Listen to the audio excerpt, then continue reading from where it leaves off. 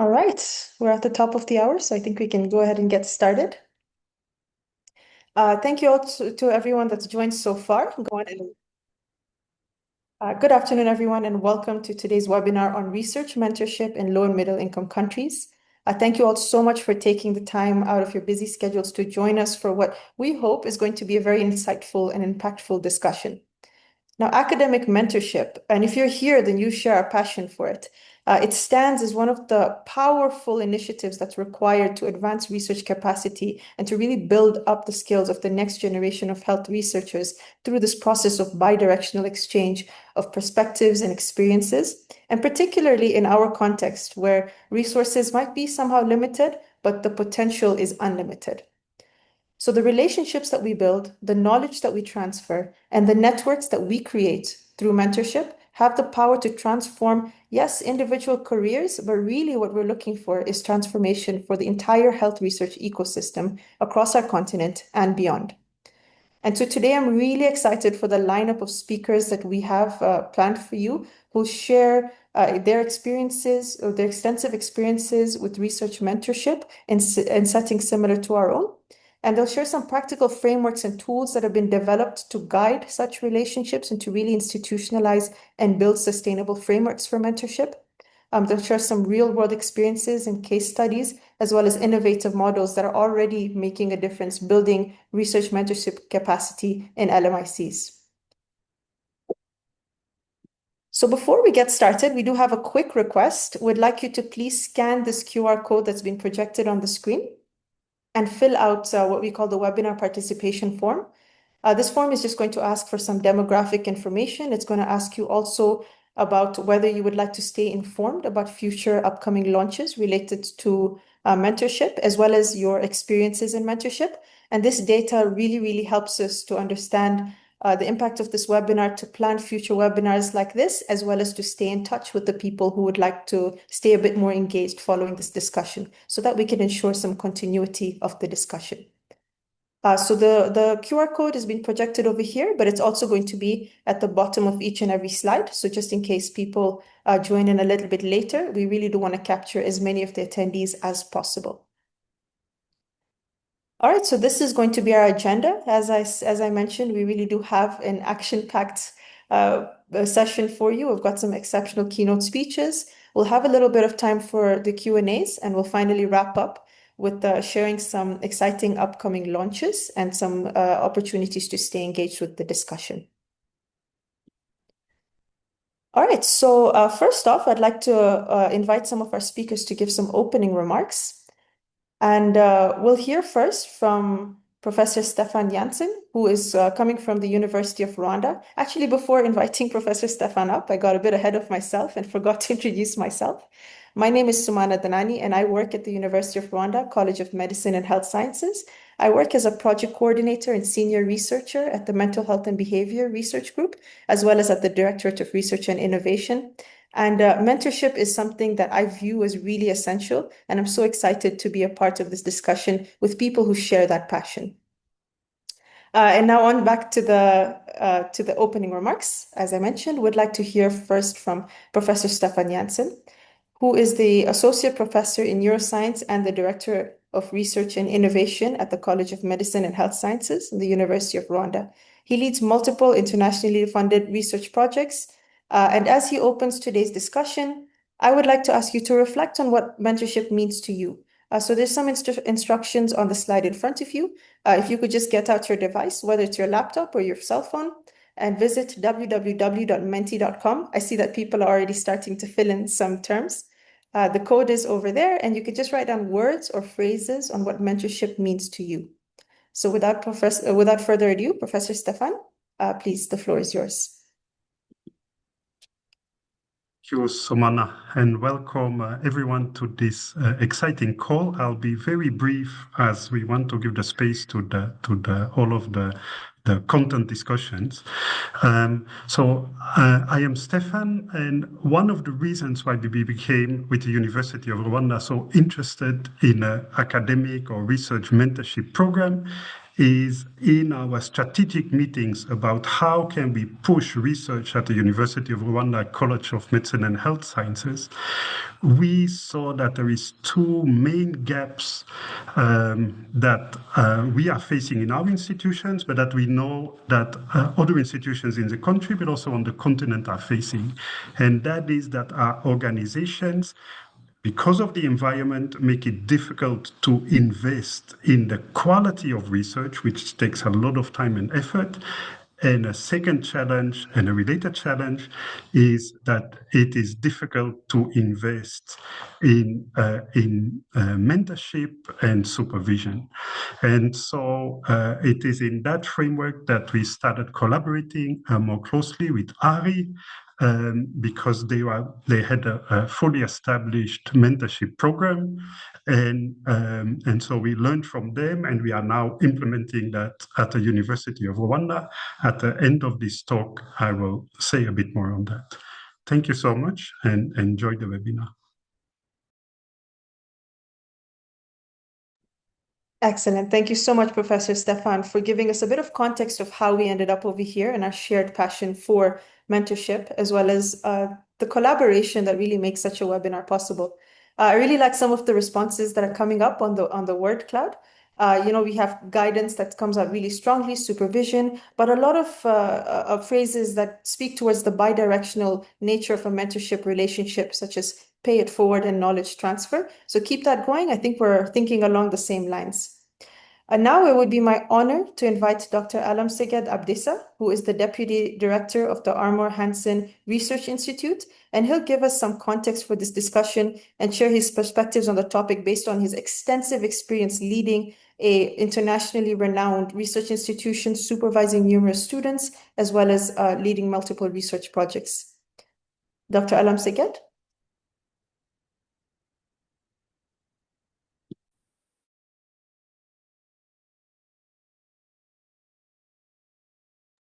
Sorry, you're currently muted. We can't quite hear you.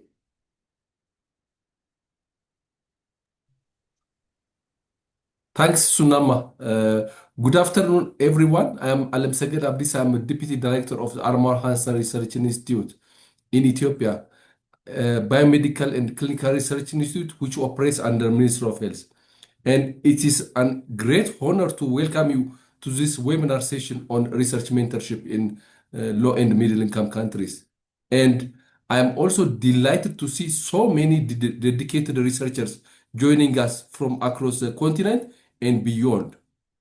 As mentioned, mentorship is a powerful tool to strengthen research capacity in our continent in low and middle income countries. And it's not only builds skills of young generation, but also fosters a culture of collaboration and innovation. So this session will highlight practical models from AHRI, from Rwanda, and also from London School of Hygiene and other settings, reflecting our shared commitment to equity and excellence in health research. I really appreciate the leadership of Professor Stefan from University of Rwanda and also from Professor Joe Tucker from London School of Hygiene. So this kind of leadership is really important to roll out mentorship practice. So we have to champion, we have to nurture, and also we have to practice mentorship. Enjoy the webinar. Over to you, Sunam.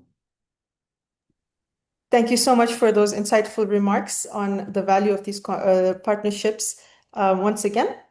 Now I would like to invite Professor Joseph Tucker, who is a physician researcher at the London School of Hygiene and Tropical Medicine, as well as the University of North Carolina, Chapel Hill. And he's contributed to the original Hermes practical guide development, and we'll hear a bit more about that shortly. And he has some exceptional experience in mentorship, from different settings, from high-income countries as well as low-middle-income country settings, and has been instrumental in planning this webinar. Professor Tucker, over to you. Thanks, Sumana.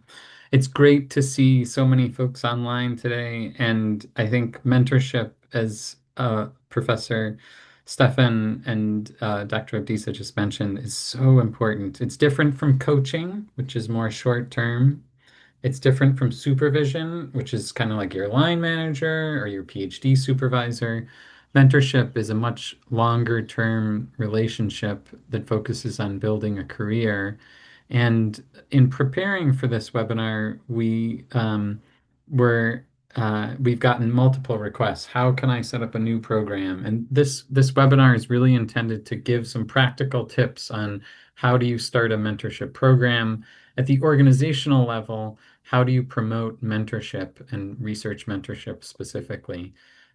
It was back in May of this year.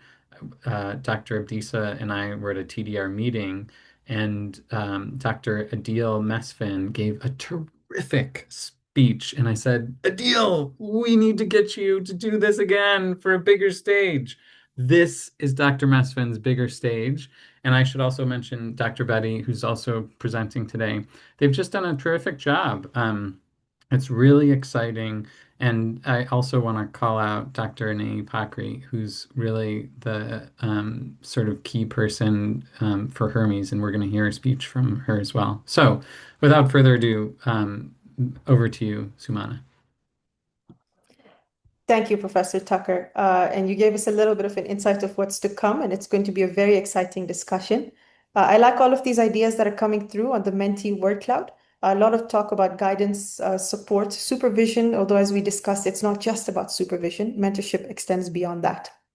And so to give us a little bit of an overview of what exactly mentorship entails from the perspective of the experts who developed literally the guide about it, I would like to invite Dr. Ine Kupokri, who will present the Hermes framework, which is the practical guide on health research mentorship in low and middle income countries, and is really the foundation for today's discussion.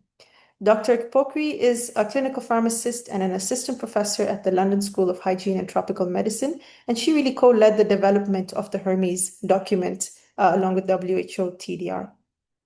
Dr. Ine, please, over to you. Thank you, Sumana. And hi, everyone. Thanks again for joining us. Without further ado, I'll take you through an overview of our Hermes practical guide. And when I refer to Hermes during the course of my talk, I mean the Health Research Mentorship Practical Guide developed for low and middle income countries. Next slide, please. So just a bit of an outline. I'll go over the background and what the rationale is really for us to develop the guide. I'll talk a little bit on our further work that focused on equity. I'll mention the finalists and some of our pilot projects, and then conclude with some key messages. Next slide. So really, what's the background and why did we decide to do this? The evidence has shown that research mentorship is critical to advance science, to advance research, but in LMICs, in resource-constrained settings, you find that there's very limited practical strategies to help cultivate this research practice. And most of the tools that have been developed have been designed for high income settings and has not really taken into consideration the context in resource-constrained settings. So in collaboration, SESH and AHRI, with support from the WHO TDR, decided to organize a crowdsourcing open call and a scoping review. And what we wanted to do was to identify some of the key strategies that we can take forward to sort of strengthen the practice of research mentorship within LMIC institutions and ultimately inform a practical guide or a tool that people can, take and adopt and implement within their organizations. Next slide. So how did we go about the Hermes development process? Like I said, we launched a crowdsourcing open call. So basically, we asked people to send us ideas and strategies of what they are doing with regards to research mentorship in their institutions in low and middle income settings, what has worked, what hasn't worked. And to support those ideas and strategies we received, we also did a scoping review of the published literature. We put the findings together, we're able to identify some key themes, and we did a Delphi survey to help us build consensus on the next steps going forward for research mentorship in LMICs. And all of these pieces of work together gave us our practical guide, the Hermes document. Next slide. So what are the key contents of the Hermes guide? And I keep saying Hermes, Hermes. The link has been put in the chat. For those of us who are not familiar or who haven't engaged with the resource before, you could go ahead and click and see in more details. But I'll share some of the key highlights from the Hermes guide. So what we included really was some key steps and considerations for the mentorship life cycle. How do we sustain mentorship from generation to generation within the institution? And this is basically identifying institutional champions, encouraging small habits, a whole lot of other, very practical details on how to sustain the mentorship life cycle. One other key content is how we could make use of what's already on ground. So existing resources, how can we leverage this to sort of launch and strengthen our mentorship capacity? And then measurement. Measurement is important because we want to know what works, what doesn't work, what can we review, what can we change to sort of improve the outputs and the outcomes of our mentorship programs. And all of these basically would help us inform a more grounded research mentorship within our institutions. So institutionalizing research mentorship in low and middle income countries. Next slide, please. So once we had the document set and ready, we had a launch program and we did a lot of dissemination. The launch was basically in October of 2022. And like I said, the document itself focused on enhancing research mentorship in LMIC institutions. We also went ahead to negotiate and discuss with some institutions around pilots in the guide, and these pilots and programs actually identified a gap and a need for a focus on equity and how we could, include people who are ultimately excluded from mentorship. So what we did was to organize a follow-up crowdsourcing open call. Now we wanted to see strategies that can help us, practice research mentorship in an equitable way. How can we include those who are not ordinarily exposed and could benefit from mentorship? Next slide.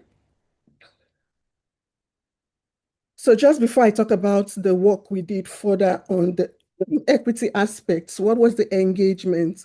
So we found out that the Hermes guide was actually really a valuable resource and tool. It was one of the most viewed documents on the WHOTDR website. 6 months post its launch and hosting live, it had over 1,000 downloads. Since then, it's been disseminated on several webinars, several institutions. It's also been adopted in different LMIC organizations. So all of these sort of supported and gave us the incentive to do further work with regards to a focus on equity with mentorship. Next slide.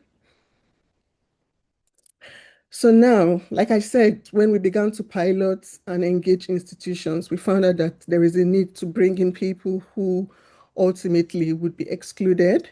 And what we did was do some preliminary, reviews and early discussions, found that the equity related to mentorship really should focus on age. So how do we bring in the junior researchers, early career researchers, people in early stage investigation, and then gender, particularly mentorship for women. So these two concepts were key.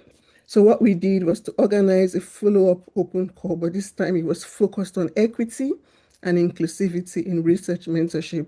And then the data from this open call ultimately is what we're using to inform the second version of the Hermes guide. Next slide. So the submissions we received were quite valuable. A lot of them were were eligible for judging, and we found that almost 70% were received from women, talking about the needs, talking about the core, group who need mentorship and equity considerations. Majority again were from LMIC institutions, and we had 23 unique countries participate. And some of our kind of like key ideas and finalists were from Liberia, where we had lessons from redress. We had a practical model to enhance equity from the AHRI group in Ethiopia, and a digital diversity mentorship program that was implemented in Bangladesh. But amongst these three, we'll be hearing briefly from the middle one, the practical model in Ethiopia. So we hear a bit more details about that. Next slide. Yeah, so this will be highlighted. So some of the key messages from equity focus was that we found institutions that implemented strategies to decrease implicit bias in research mentorship actually experienced increased research productivity. So more like encouraging a level playing ground for everyone. Asset-based approach to identifying strengths, weaknesses, and tailored-based research mentorship was also valuable. That's increased the mentee's self-efficacy and confidence. And then also promoting accomplishments, celebrating wins, and appreciating mentor-mentee work help to sustain the interest in mentorship. Next slide. So after that, we went ahead to also pilot the HEMIS, and then this time with a more focus on equity. I'm just going to list the diversity and the areas where we did the pilots, and we leveraged the Social Innovation in Health Initiative, the CHI Fellows.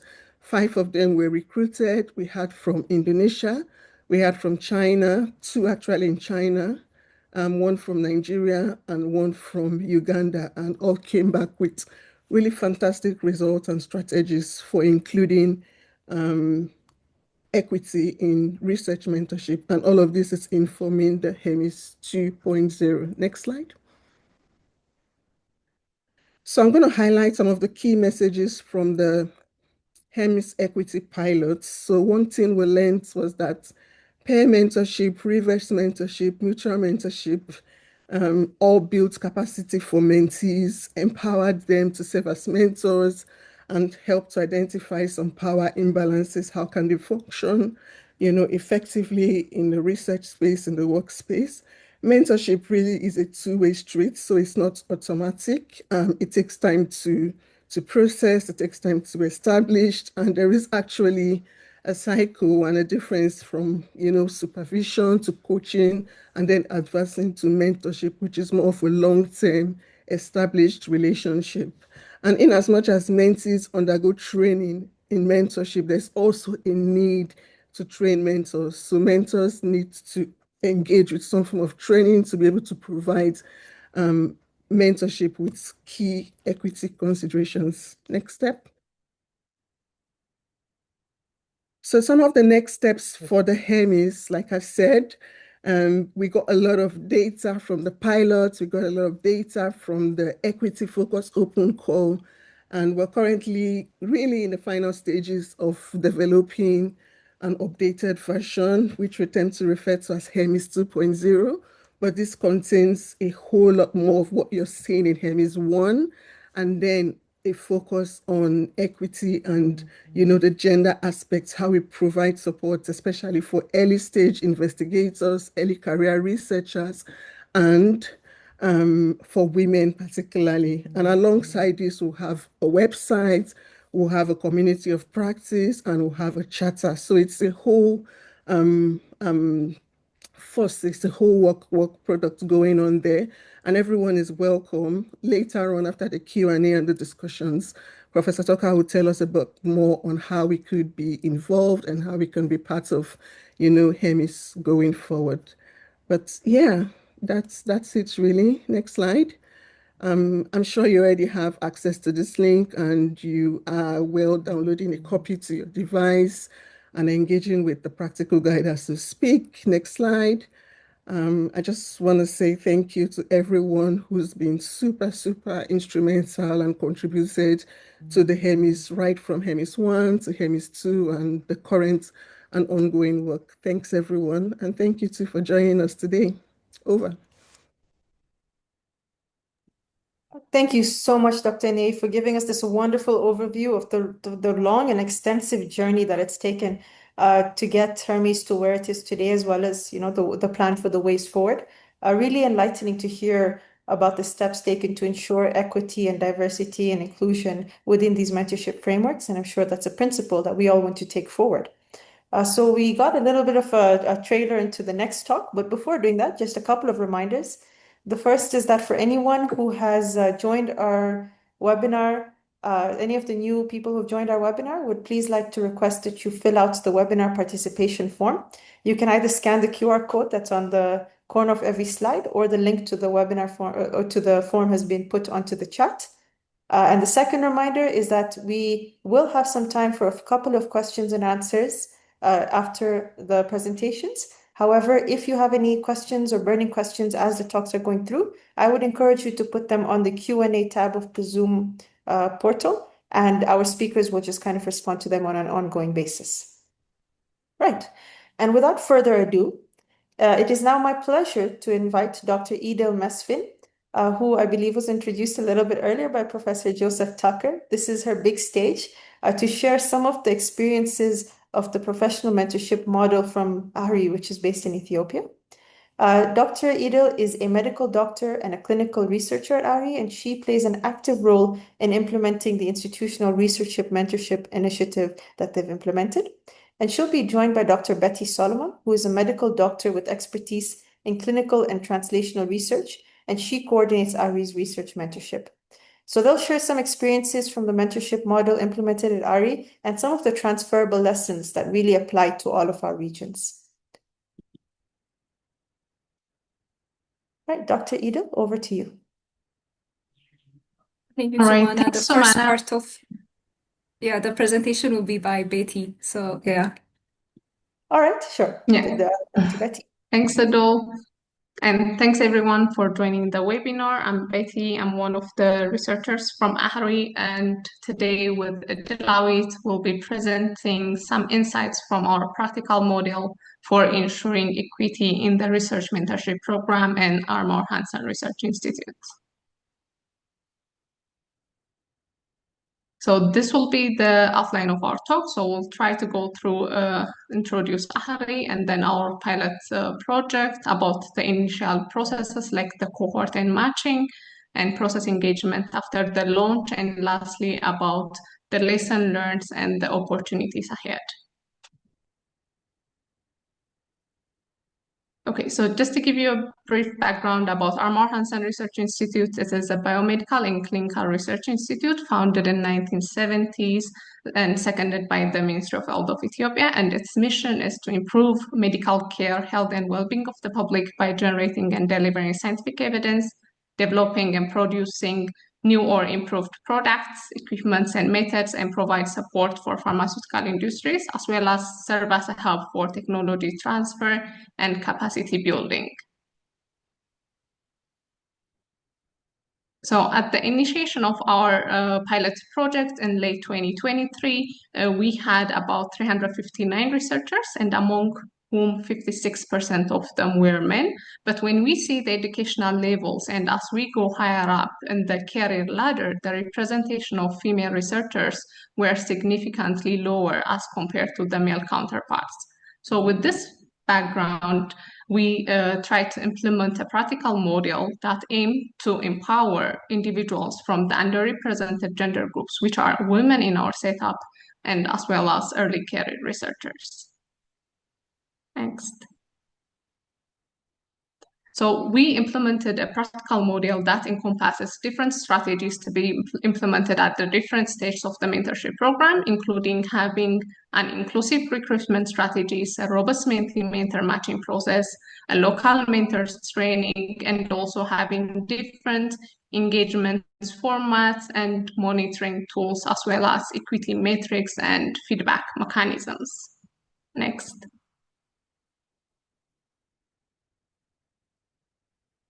So in phase one, when we initiate our pilot project, we targeted our mentees through the AHRI network, which were the women researcher groups and early career networks. And we were able to identify 13 mentees, and among which 77% women. and 5 of them were MDs, 3 public health professionals, 2 nurses, 2 lawyers, and 1 laboratory technologist. And we have 12 senior AHRI researchers serving as mentors, and 58% of them are women.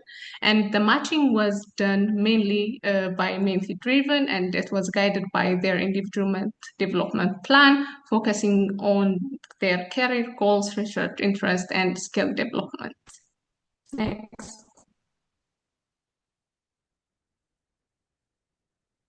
And after we did identify the mentees and also doing the matching process, we launched the AHRI Research Mentorship Program. And its aim was, one, to provide an overview of a mentorship process, as it was a new concept in our setup.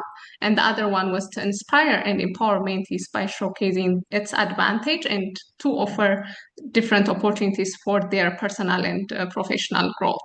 And also the program emphasizes its dedication to equity and inclusivity, particularly for women and early career researchers. And it also aimed to empower mentors to become more aware of the biases and inequalities that exist in our setup, and for them to really understand the challenges that are faced by women and early career researchers in Ethiopia. Next. So we had different presentations from senior researchers in our institutes, including about mentorship program, supervision, how to develop individual development plan, and also experience sharing from some informal mentorship programs that exist priorly. Next.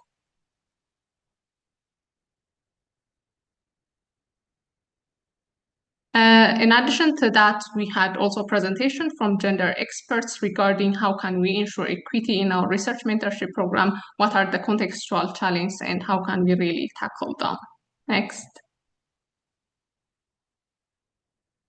And after the launch, we had different mentors training, especially local mentors training by Dr. Down from Emory University regarding how best to mentor individuals coming from underrepresented gender groups, which are women and as well as early career researchers. Next. So I think the next part after the launch will be presented by Adele. Adele, over to you. Thank you so much, Betty. So I'll be presenting the process engagement after the launch and the different implementation aspects of the pilot. So after the launch, our focus shifted to, from setting up structure to truly engaging mentors and mentees into practice. So we encouraged and facilitated different one-to-one sessions guided by their IDPs between mentors and mentees, peer learning groups, and our bi-monthly workshops became like, the central gathering point. It became the heartbeat of the mentorship program. It brought together like existing pairs, provided space to celebrate mentorship, and it became like the focal point of this mentorship program. So it did a lot in terms of inspiring others to join and strengthen their journeys. It featured a lot of short presentations and panels, and different people shared their experience. Next.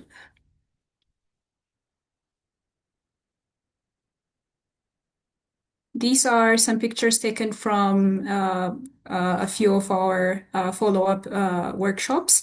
So different presentations, like what we found useful was highlighting success stories, championing, mentor-mentee pairs who were successful. So next. And one of our presentation during the TDR anniversary, which was being celebrated here in Addis. So in terms of highlighting the success stories, through these engagements, we've seen like tangible success stories. Several mentees have gained clarity. They have reported to have gained clarity on their career paths and improved their research outputs.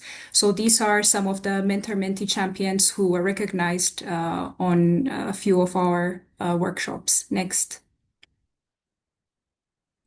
So when it comes to the monitoring, equity, and feedback, this is one important aspect of the practical model. But the kind of like the approach we adopted is very light touch monitoring approach. So we adopted very light touch monitoring approach and to track things like how often pairs meet, their progress towards their IDP goals. We reviewed gender and career level balance to ensure inclusivity and gathered feedback after each workshop to keep moving. So our guiding principle for the monitoring and equity is to keep it semi-formal, formal enough to keep accountability, but also flexible so that relationships can be more authentic and trust-based. Next. So, of course, like it came with a lot of challenges. Some of the challenges mentioned here is that people, found it sometimes confusing to differentiate mentorship from supervision.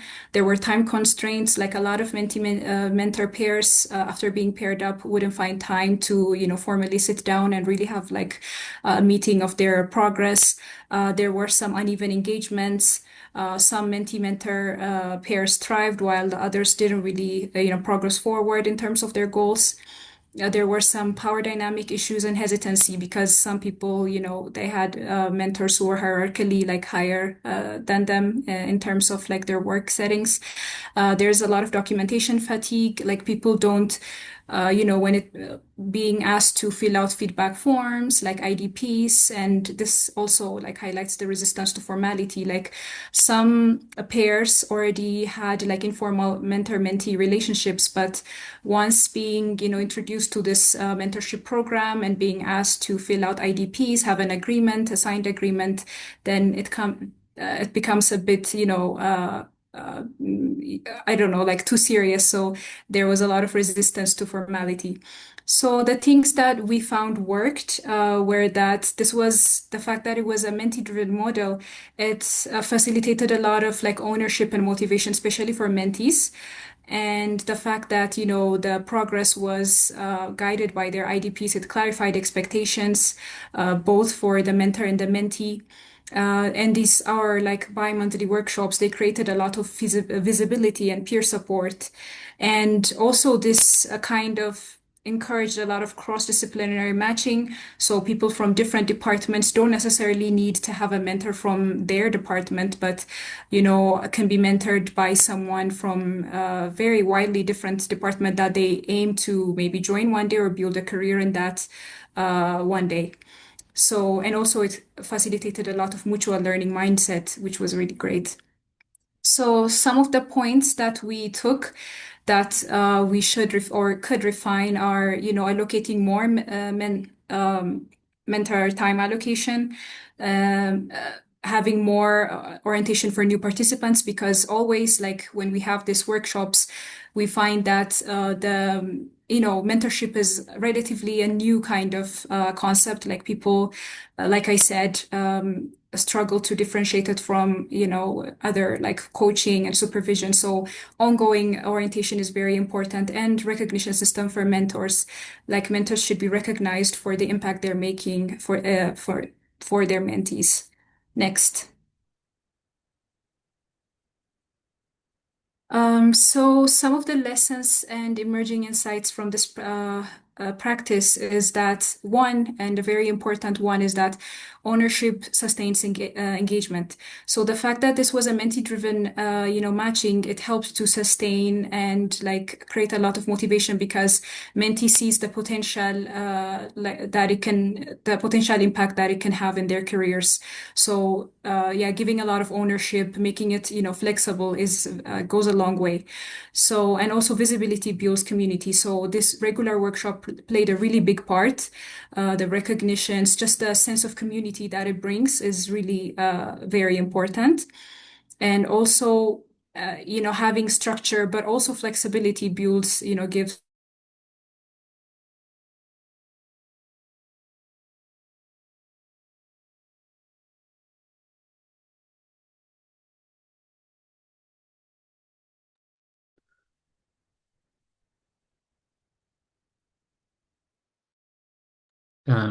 Do we have some technical problems?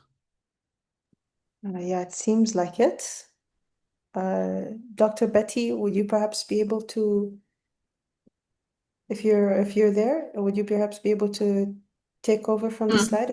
Dr. Idil can Yes. join us. Thank you so much. Yes. Okay, so the other lesson or insights we gather from our mentorship program is that the culture, it changes, but it takes time. So consistently, like our workshops and also like the small wins, they gradually make the mentorship like a valued institutional norm. So that's what we see in our institution. Next. And lastly, about the opportunities ahead, what we're thinking about is really like scaling the mentorship to other departments and also new cohorts across AHRI, including more mentees and more mentors based on the lessons that we learned from this pilot project, and also developing a structured orientation for our new mentors and mentees to clarify roles early on. And the next one is to integrate the mentorship into the career development pathway and also performance evaluation. We believe that including this would really enhance the mentees' initiative engagement as well as the mentors. And the next is, of course, in this 21st century, leveraging digital tools for matching, tracking progress, and also having like a feedback collection mechanism would be very important. So that's what we are thinking about. And lastly, about like fostering the culture of mentorship by recognizing and rewarding our active participants regularly. We're planning to continue that or strengthen it. And also not only just focusing on our institution, but also building like regional partnerships, like as we started with LSHTM, University of Rwanda, and also other research institutions and other universities. Next. Thank you very much. I see that Dr. Idil is back. Dr. Betty, thank you so much for taking over. Idil, if you would like to continue. Yeah, I see that Betty, I think, presented the rest. Sorry, very sorry for my poor network connection. But yeah, I think then we can address some questions from the Q&A, of course, after the session and also in the chats. And thank you very much.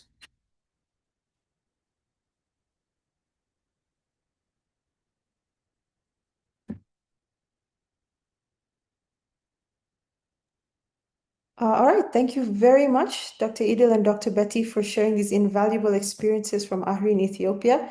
It really does seem like this balance of structure and flexibility is a model that works and a model that should be built upon and expanded to other regions, as well as this mentee-driven approach. It takes a lot of people to build a mentorship framework, but certainly an effort that is worthwhile. And now it is my pleasure to invite Dr. Alida Ngwije, who will share some perspectives on research and leadership based on experiences from Rwanda. Alida is the Associate Director for Infectious Diseases at the Clinton Health Access Initiative, and she has over 12 years of experience in the health sector and just a lot of valuable experiences to draw from on this topic. So Alida, over to you. Thank you, Sumana. Can you hear me? Checking if everything is all right. Yes, audio is good. All right. Hi, everyone, and thank you again for joining us on this webinar. I'm happy to take you through what we've called professional mentorship, but really focusing on leadership mentorship. Next slide, Sumana.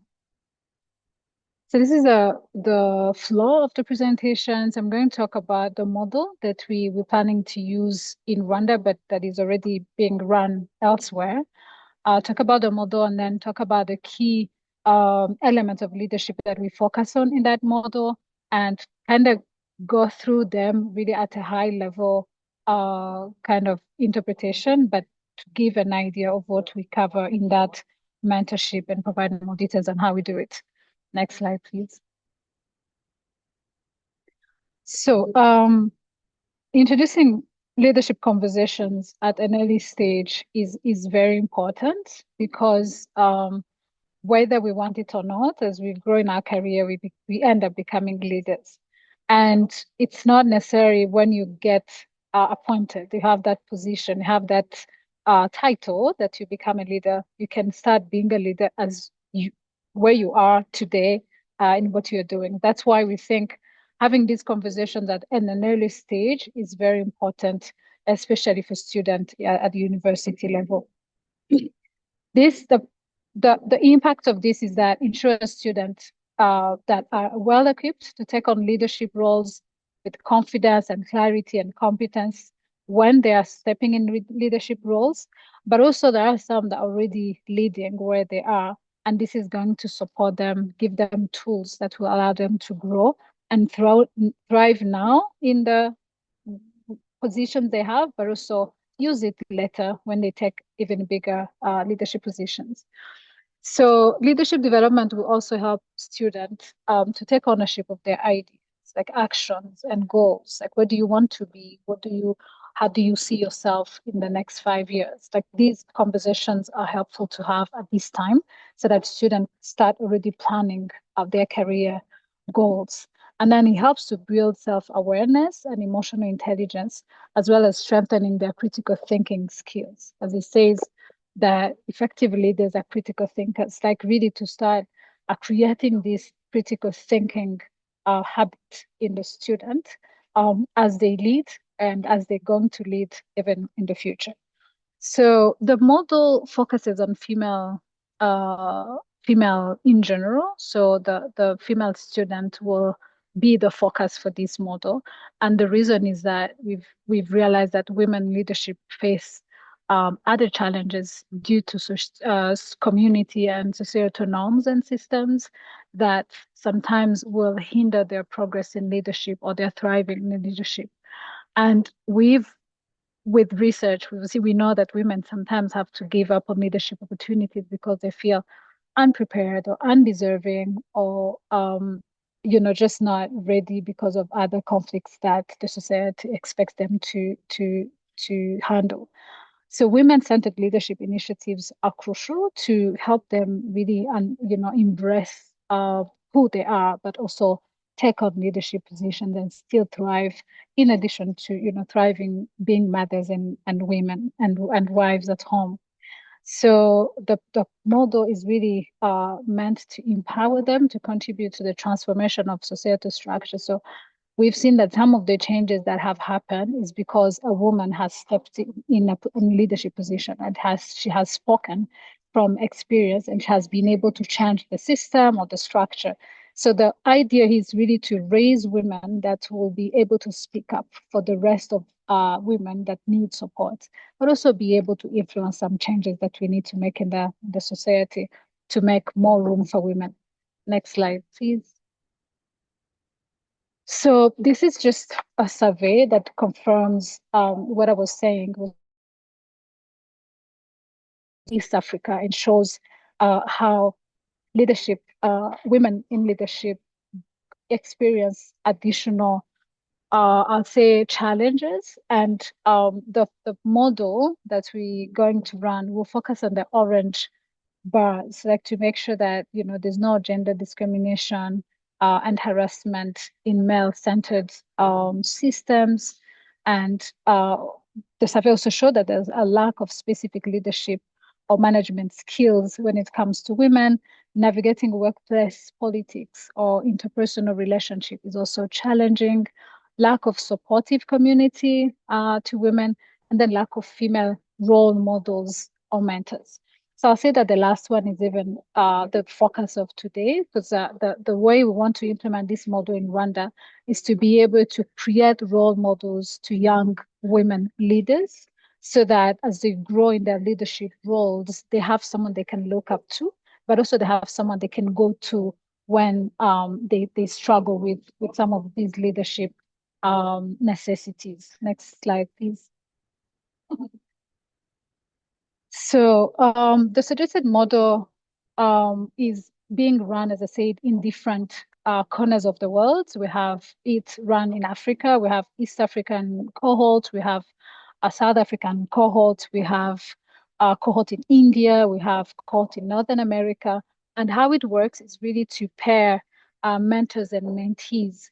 So mentors being women who are in senior leadership positions in the health sector, in the health setting, and linking them with young leaders, women who have just gotten maybe leadership positions, or women who are they have been leaders for some time, but they feel like they're not equipped enough to thrive in their roles. So the model has been working like that, and it doesn't matter if you come from, let's say, a Rwandan mentee can be paired to an Ethiopian mentor, as long as the mentor-mentee relationship is in the health sector and is helping the mentee to grow in their responsibilities. So the way it has been framed so far, it's really across the region, but the plan we're having here is to now start having alumni from those cohorts in Rwanda to start now taking on mentorship initiatives with university students. So this is a new, I would say, new model in the sense of it's now student, because in our cohorts, it was women who are already in leadership positions working already. But now we feel like students have to be brought up to speed as soon as possible. But also in countries like Rwanda, where you can wake up in the morning, you're appointed to become a minister. Doesn't matter, right? If you're how old. So we feel like the sooner someone can be exposed to that, the better. And that's how the model is going to be designed here. And students will be selected from universities. We'll work with University of Rwanda. We're thinking of working with University of Global Health Equity in Rwanda as well. And then mentors will be selected from senior women who are in leadership positions in NGOs. So we selected, we're starting with NGOs because that's where we have, I'll say, a group of women who are willing to do that, but we will grow it in public settings as well to have other women who are interested to mentor. But for now, we have students and then we have mentors as well from NGOs in the health sector. So the plan is to have a 6-month mentorship schedule with a bi-weekly kind of check-in. Could be in person, could be virtual, and there'll be an agenda of what the mentee-mentor pair is going to be working on. So every time they meet, what do they discuss? What is the growth plan? What are the tough conversations that they have to have? Then after 6 months, we expect the mentee to have acquired sufficient skills that will help them to grow going forward. But the other thing is also that we think that this is going to create connections that are going to continue supporting those mentees as they grow in their leadership positions. Next slide, please. So I think I spoke about this, but some of the outcomes we expect is that, state selected university students will be equipped with leadership knowledge, abilities that they need in their career, but also better understanding of their strength. Sometimes you do not know who you are, you do not know the strength you have, you do not know your weaknesses. And the sooner you can be aware of that, the better leader you can be. We expect these conversations to help them set better goals and plan better their career. And then we also expect this mentorship to help them contribute to creating a generation of equipped, confident, and visionary leaders in Rwanda and in the region. Next slide, please. So one could ask, why do we need to talk about leadership actually when we're still student? And there are many definitions of leadership, but one of them is the ability to influence, to guide, to inspire, or to inspire a group of people to be able to achieve a common goal. And this could apply to anyone, right? At any age, in any setting, in any roles, you can lead. But how you lead and how you do it and how you influence is what requires some support, some knowledge, and some coaching and mentorship. So leadership is not about a title. It begins when you take ownership to influence and work intentionally towards meaningful and lasting goals. Give some examples here. You can have a student, who's organizing their classmates to work on a subject that is hard to everyone. Those people who will take initiatives and they put together the groups. That's leadership. You can have a woman in the community who's trying to come up with, good initiatives to teach, good eating habits in the community. She coordinates the team. She starts, preparing materials. That's leadership. Can have a university student coming up with a brilliant idea, innovative idea to improve processes in the university so that things can go faster, better. That's leadership. So really, leadership is anywhere, anytime, but then how do you do it and how do you grow it? So the next slide will focus on how this model is done, like what are the key components we cover. Next slide, please, Mana. So the four leading, I'll say, concept of this model is we talk about authentic leadership, talk about inclusive leadership, talk about strategic and impactful leadership. And during the 6 months, this will be covered. Next slide, please. So quickly on the authentic leadership, this talks about who you are as a person. Like, what are your values? What are your aspirations? What are your passions? What are the beliefs you have? Or what do you care about? Like, as a person, who are you? And what do you think cannot be compromised in your life? So who are you? What do you believe in? What makes you who you are? So this is a whole exercise that we do to have like an introspection of really who am I? And then once you've done that, once you've answered those questions, once you really have clarity in those questions, um, how do you now start linking your purpose, the purpose of your leadership, to who you are, right? Because your purpose depends on the values you put in. And when you start working on your purpose, because this is another exercise that we do in the model, is, how do you set your purpose? Because your purpose should be bigger than you. Purpose should live beyond you. If it's small, if it's something that you think is going to end before you end, then that's not big enough. So how do you set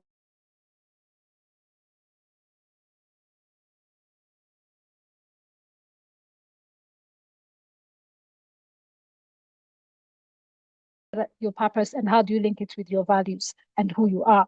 And then how do you people to join you in that purpose? Like how you show up, how people perceive you as you try to implement your purpose is also important. So it's who you are, what do you aspire to do as a purpose, but also how do you show up? Next slide.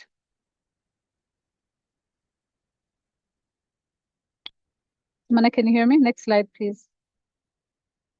Yeah, so then we will talk also about inclusive leadership. This is who else do you need with you as when you've understood who you are and you have your purpose, who do you need to bring on board? Like how do you strategically bring people who will influence your leadership? And how do you select those people? You have to be inclusive. It's not because you're a woman. If you have a project, you only think of women. You need men allies as well. You need people in different categories. Like, how do you strategize to get the people you need on board? And then how do you leverage your power to change things? Because the purpose here is something that you're going to work on to improve, right? It could be improving behaviors, improving the way things are done, or improving just your character as an individual. A purpose has to be something that you're working on to get better, to get bigger. But now, how do you use your power to make that happen, right? How do you read other powers around you, and how do you use them to contribute to your purpose? Then how do you lead change once you've understood the powers around you? Once you've understood your power, how do you apply that to lead change in the community, in the institution you're leading, or in your individual life? So when you lead change, then this is also a whole conversation we have. Like, how do you go with the change? Change may come faster than you planned, or later than you planned, or beyond you when you're no longer there. But how do you plan that change? How can you change? Maybe if it's a change of mindset you're working on, or a change of behavior. Like, this is something that takes a long time. How do you strategize to get there? Then, how clear are you on the magnitude of your vision? It's not because 10 people have changed their mind that you think you've achieved your purpose. Again, it's how big is your vision? Where do you want to go? How far do you want to reach? And then how are you strategizing to get there? So I will just be going really high level on this, but just to give you appetite of what we'll be covering during the mentorship. Then the last one is, how do we think about, like, the way you think about your vision is how your brain perceives it. So if you think of something small, your brain will just stop there. If you think about something big, your brain will go with you. So it's an exercise we do to get people to understand, how big they can achieve, how much they can achieve in their lives if they allow themselves to dream bigger, but also to be strategic on how to get there. The last slide is the impactful leadership. And having done that, having done the exercise of knowing yourself, having brought whoever you need to bring on board, having being strategic on how do I get there? How do you now, make sure that whatever you do leaves an impact? So the conversation here is around, how do you keep the vision burning in you everywhere you are? Because you see that the way you behave, the way you carry your vision will attract other people to join. But also, how do you maintain your vision relevant? Because you can have a vision 20 years ago, but it's still relevant today because you have been adapting it to what is needed in this time. Again, reminding yourself that the vision is the same, but you just adapt yourself to fit in the moment. Then last one is, how do you develop others? Because we said purpose is beyond you, and these things may happen after you're no longer there. Like, how do you develop others so that they can take on the vision and the purpose? This is also another exercise that the mentors will have to go through. So what we expect is really after these 6 months, we have, mentees who have grown into this. Depending on where you are in your positions, you may apply this on a daily basis or may just learn this and then start applying it in your life. So this is basically what we'll be covering, of course, deeper and with more exercise, but this is how the model is constructed. Last slide, please. The conclusion is there are some concepts that will be developed in the leadership mentorship with sufficient time to practice, to discuss and apply. As I was saying, we'll have more exercise. And then every meetup session will have an agenda depending on where the mentee is, because some may be advanced, some may be behind. So it will have to be customized. And then leadership is a lifelong journey. This is just a beginning. But the earlier we start, the better.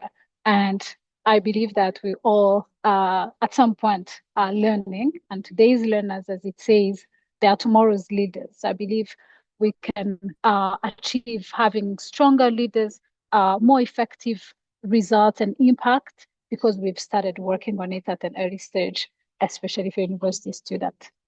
Thank you very much.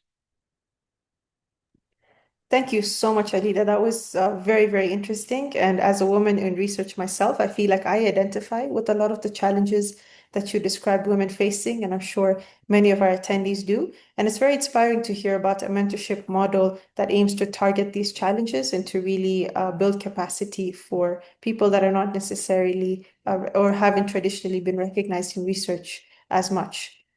So thank you for the presentation, and I'm sure there's a lot of very insightful lessons that that listeners will take from this to implement structural mentorship frameworks in their own settings. So before the next session in our agenda is a bit of a Q&A. Before we go into that, I would like to once again remind our attendees to please fill out the webinar participation form. There is a link that's been put on the chat, and there's also the QR code on the bottom left of your screen, which you can scan using your device's QR code scanner. And if you fill out the webinar participation form, you will be emailed a certificate of participation for this webinar, just to commend your dedication to this important topic. So for the Q&A, we will be inviting our speakers to respond to some of the questions that were posed in the Q&A tab. It's really great to see how engaged our audience has been, posting some questions and making sure that they reflect on the discussions and the presentations that have been shared. So I will start with a couple of the questions that we've kind of aggregated from people who are asking recurring ones and some interesting ones that we thought the whole audience would be able to benefit from. So first off, there's a lot of questions that are more or less posed around how do you start a research journey? And I would like to invite Professor Tucker to reflect on this, and then some of our other speakers can reflect as well. Thanks, Sumana. There were several folks who put this into the Q&A box about, where do you start? How do you start this? And I think for researchers, starting with the science and like what's the scientific question that you're really interested in. If you're really interested in climate research and climate crisis, then going deep and reading articles that are important in this field. Many of you also asked about how to find a mentor at different stages. And I think like a shared passion for science is a really good starting point. And the other thing is like a mentorship, as we talked about before, is sort of this long-term thing. If you're asking for a mentor, I mean, in some ways, like an email from someone who doesn't know you saying, "Will you be my mentor?" In some ways, it's like the shotgun marriage of being like, "All right, hey, can we get married tomorrow?" Um, it's a stepwise process, and I think the relationship in terms of um, solidifying a relationship or making relationships, it's sort of you getting to know a potential mentor better. It's the potential mentor getting to know you better, and if it's research or climate crisis, whatever the topic, jumping in and really thinking carefully about the science is like, for me, that's a really sort of key starting point. Um, and and it's not I think whether you're an older researcher, an early career researcher, you've got to start somewhere. And but these are just a few thoughts. Over. Dr. Adam Seged, I'd like to invite you to reflect on this as well. How do you start a research journey?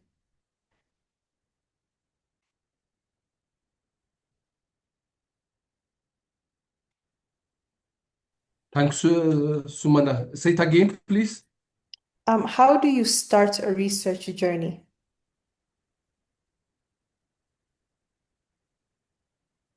Can you hear me? Yes, we can hear you.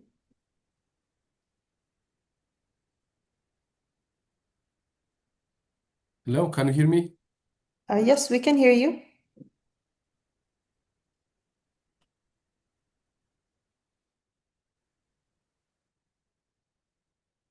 Sorry, is it the technical issues? Maybe we can loop back to Alem's again. Yeah, no problem. All right. Thank you so much, Dr. Tucker, for giving us that insight on really the foundations of this entire process. It's a complex question, and your insights are very, very valuable.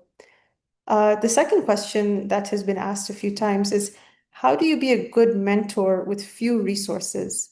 And to answer this, I'd like to invite Professor Stefan.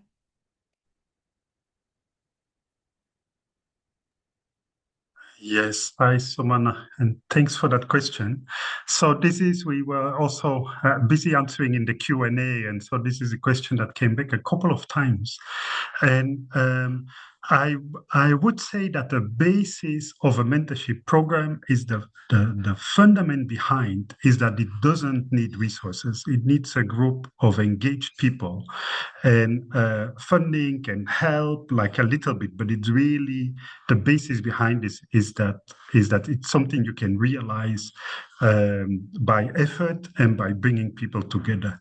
And like the Hermes Guide is one of the instruments that can help, because a good mentorship program benefits both the mentors and the mentees. And so people really see value in engaging in this type of relationship, and there is no other need for other additional compensation for that. So I think that is really the secret of a good mentorship program. Another component to that, so I think it's like a network of people that you bring together. The second component is also thinking about institutions who want to support it. So a mentorship program becomes more believable, is easier to maintain and to roll out. if you have one or a collection of organizations who are willing to stand behind. Like AHRI in Ethiopia is a clear example. So they made a commitment. They say we run out this mentorship program, and as an institution, we defend, we stand behind this, and so you can then organize, for example, some meetings or some other activities, or bring together like this seminar, because there is a bit of institutional capacity. So I think, yes, let me stop my answer there. Thank you so much, Professor Stefan. Very important to note that this doesn't have to be a resource-intensive process. Okay, a next question that I saw repeated quite often in different forms in the Q&A is, how do you find a mentor in your local area? I And can so say a few words on this oh, topic. yes, please, Dr. LMICs. Yeah, thank you so much. If there is a scarce resource, then we need a mentorship program. That's why we need mentorship, how to do research in a low resource setting. At AHRI, we don't have a dedicated separate budget for mentorship. So one of the important component of the practical guide for institutionalization of mentorship is how to leverage existing resource, how to leverage ongoing projects so that we can practice mentorship. So we don't need any special dedicated resource for this. So we can build on what we have already, and build on the existing relationship, and also attract new opportunities by mentoring new young investigators, also women, and any segment of the community from the research institution. Thank you. Over to you. Thank you so much for reflecting on the importance of making this really an institutional initiative for precisely that reason. Absolutely. All right, so a question that was repeated in several different forms is, how do you find a mentor in your local area? And we've had this question from respondents from Africa, from Asia, and from various other settings, but the answer is probably largely the same. To take a first crack at this question, I'd like to invite Dr. Ido and Dr. Betty to respond, and then we'll have some reflections from some of our other experts. Dr. Ido? Thank you, Sumana. So yeah, I think there's no like straightforward say of this is how you find a mentor, but from some of the different experiences that worked with different mentees, it's usually someone that you're already like closely working with, but I think it's all about first defining or having a little idea about like the career path that you want to take or you're taking, and who's the kind of person that you can think of like in your area, in your situation, that can lead you to that, that can not lead, but support and guide you to that. So, and as much as possible, like mentorship pairings or relationship, we advocate for them to start like as organically as possible. Like, it can be something that was already pre-existing, a kind of like, supporting, nurturing relationship that two people have with the same idea for career growth.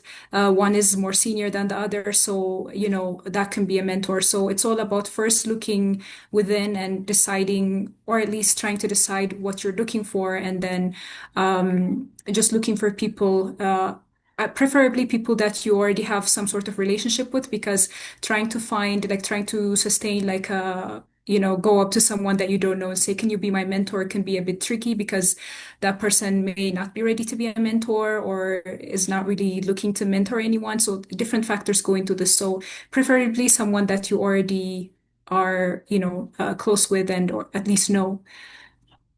Betty, if you have additional ideas on this. Yeah, thanks, Adol. Just to add on that, I think we have to start with asking ourselves as mentees, what do we really want from the mentorship or from our mentor? So after identifying like the things that we really want to gather from the mentorship practice, we can really look around us to find someone that has that skill, that knowledge, or that ability that will help us to achieve what we want. And really, the other thing that we have to really look for is that the person or the mentor really has an interest or has a genuine interest to help others to grow, the openness, the empathy, because I believe this soft skills of the mentor really affect the mentee-mentor relationship. So in addition to the skills and the knowledge, we have to really assess the personality or aspect of the mentor to really see if it's gonna work. So yeah, thank you. Thank you so much, Doctors Edel and Betty. I think that what you said is really reflecting the mentee-driven approach. And fundamental to this is empowering the mentees to define the terms of their mentorship, to define what works for them, and to be empowered to reach out to the experts who would be able to serve their journey in the way that they would like it to go. Would any of our other speakers like to reflect on this? How to find mentors in your local area? It's an important question.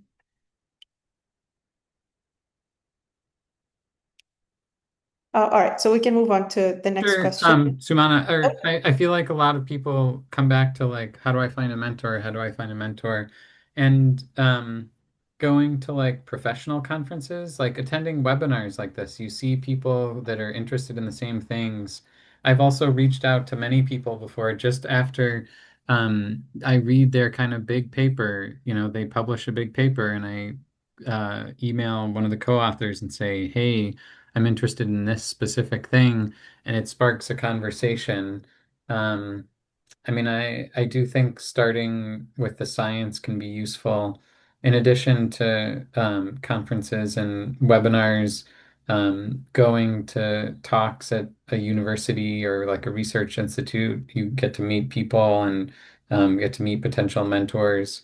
There are some websites that are really focused on, they're like specific mentorship websites and programs where the purpose of the program is to give mentorship, and maybe it's like North Africa or Ghana or whatever the case may be.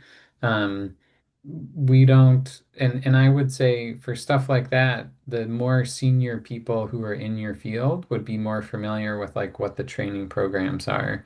There are a couple of bigger organizations that are interested in mentorship, like TDR. It's the special program for training in tropical diseases. And actually, it's not, I'll put the link into the chat, but it's got a much longer name. TDR is fantastic with capacity strengthening and really deserves a shout out. The Fogarty International Center at the USNIH is also very invested in capacity strengthening. Those are two high-income country organizations, but the African Academy of Sciences has mentorship programs. The Africa CDC has an increasing remit to do with training. So I think there's a lot of potential places where you could meet someone and get to know them and potentially have them work more closely together. Over. Excellent. Professor Tucker, that's some really good practical advice and leads nicely to our next question, which is, given the funding scarcities and LMICs, how do we access support for such mentorship programs? Dr. Enei, I would like you to take this one on. Thanks, Mana. Yeah, that's a very key question because funding debt is still a big issue and a big barrier for, advancing research, particularly in LMIC settings and for like early career researchers, early stage investigators. We've done some work in the area, but then there are some practical tips. While funding may be limited, it's worth looking at what's locally available. So within certain LMIC institutions, there are some funds that might be locally available within your institution. Again, it boils back to guidance, mentorship support to be able to access these funding pots if and where they are available. So that's one option, doing some basic research and see what's available to you at your career stage. locally, because then the competition is way less. Secondly, there are scholarships and some international funding support as well, focusing on LMIC, early stage investigators or careers. So looking as well, getting signposting to those would be helpful. However, the competition is very tight and it's very key. And then we've also done some work with the WHOTDR on public engagement and crowdfunding for research. And what we found through that piece is that crowdfunding is a valuable alternative to sort of kickstart, research, and to sort of an alternative source of funding in the midst of all the barriers to achieving research funding for early stage and early career investigators. And crowdfunding, we had capacity building sessions, we had pilot programs, and our pilot programs actually showed that it is feasible and it is doable, and they each achieved their funding targets. So crowdfunding is another valuable asset and tool. And to that, we have a practical guide that shares more practical tips on how an early career researcher or an early stage investigator in LMIC settings can actually go about crowdfunding, like building a campaign and leveraging what's available and all of that. So these are just some tools, but then again, it boils down to interest, it boils down to passion, it boils down to tenacity, and just looking for what's out there. It wouldn't really come to your doorstep, so you have to do a bit of work. But yeah, and I put the link over. I'm going to share the link again to the practical guide on crowdfunding. It might be helpful. Thank you, Sumana. Thank you, Dr. Ney. I think those are really practical tips. We're running short of time, but I do have one really interesting question that I'd like to address, which is, can I be a good mentor without receiving any form of mentorship? Professor Tucker, would you like to take a crack at this one? Sure. And I think this is the case, like starting to mentor and support others before someone has received formal training is sort of like, I feel like it's very much the norm. And for those of you who are clinical physicians, this idea of like see one, do one, teach one, like often we're teaching people to do things right after or just as we're learning ourselves. And I think it's fine and it's expected that people are going to be learning the ropes. It's just a matter of communication that um, the mentor and the mentee need to be really clear about what the expectations are and the cadence and the do how frequently would they meet and what would the mentoring relationship look like. There are lots of people who, in particular, if you look at sort of mentors or senior people within a lot of research institutions and universities, it's a lot of older white men, right?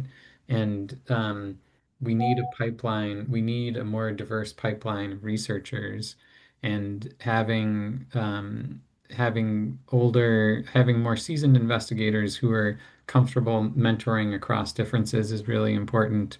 Um, and I think for the sort of junior mentor, there are things that you can pick up online. There are resources through the Fogarty Center about how to be a good mentor. Um, and AHRI actually has a practical guide. I don't know if you want to say anything more about this, Alam Seged. Yes. Go ahead. Go ahead. Yeah, thanks for this great question. Actually, I would say mentorship is not completely a new thing in our setting. People practice, I mean, it's a self-initiated practice. Some of scientists, some of the researchers do it self-initiated way, which is different from supervision, with a personal connection without hierarchy, supporting and nurturing young investigators. So this kind of practice exists everywhere.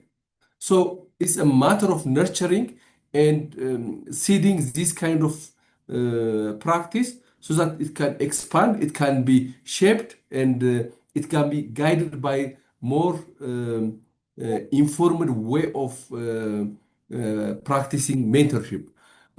So the institutionalization of mentorship practical guide actually based on this thinking.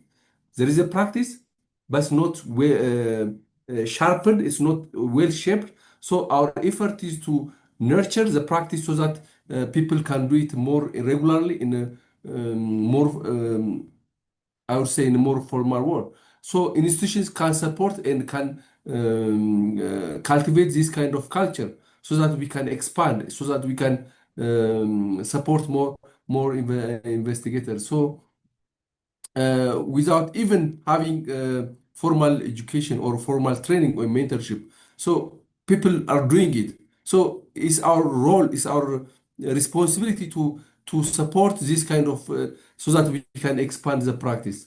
Thanks, Suman. Over.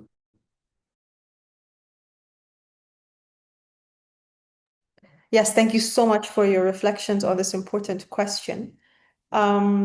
Yeah, we did want to address a few more of the questions that have been asked on the Q&A, but unfortunately we're running a bit short of time. However, our experts and moderators have answered a lot of them in the Q&A session, so I would encourage you to just go through the responses and share insights. And then, of course, we'll be able to stay in touch following the webinar. Now I would like to move on to just some quick, exciting initiatives that are upcoming and opportunities for people to stay engaged with this discussion. And the first is I would like to invite Professor Stefan Janssen back up to tell us about the upcoming launch of the University of Rwanda's Academic Mentorship Action Committee. Thanks a lot. Thanks a lot, Sumana. And let me make, I think I got 2 minutes for my pitch. So it's a practical call. We'd like to interest people, mostly from Rwanda, to join our Academic Mentorship Action Committee. And we are working together with our leader in Rwanda. So we are now part of the presenters, but we are also new in rolling out and making a mentorship program successful at the University of Rwanda. So to make that happen, we are rolling out a call, which we call the Academic Mentorship Action Committee. And so the action means is we don't come together to talk, but we come together to do. And so we try to get ourselves organized, and then based on the Hermes guidelines, look at how can we implement a program in Rwanda, who are the different people who want to contribute to that. And so typically we want junior people, mid-career people, and senior people to join us. Most of them are from academic institutions, but we also welcome people from partnering organizations like the Clinton Health Initiative, but also other partners who have relevant experts on board. And so you can reach out to us both by if you are a mentee, if you are a mentor, and especially if you are interested to contribute to the efforts that are needed to make academic mentorship successful at University of Rwanda and with its partners. So very shortly, you can here see Sumana Danani's Gmail. And so you can send her an email. So I see there is 233 participants at the moment. Sumana, I think you will be receiving many emails.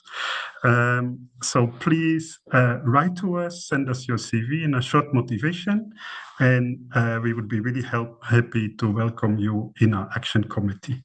Thank you.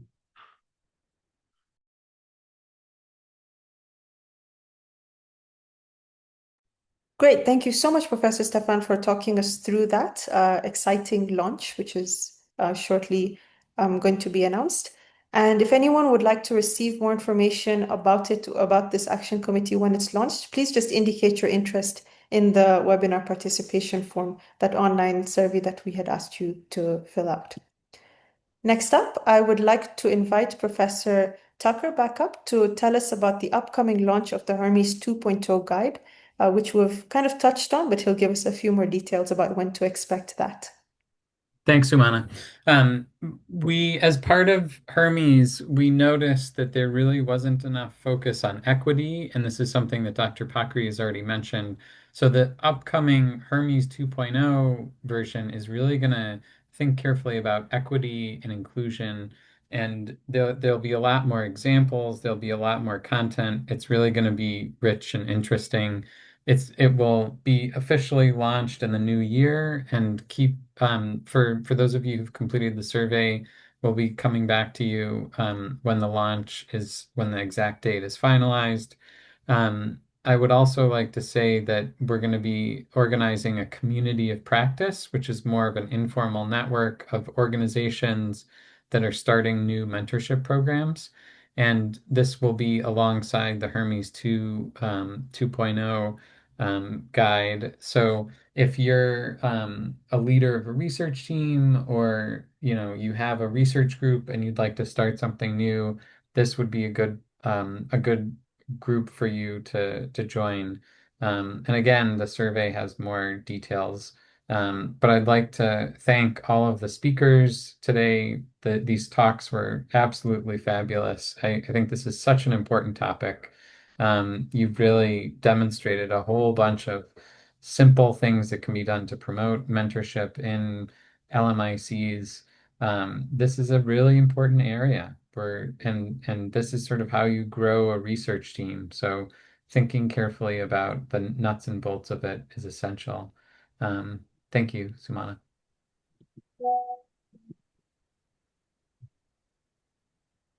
Thank you very much, Professor Tucker, for telling us about the Hermes and for commending this webinar.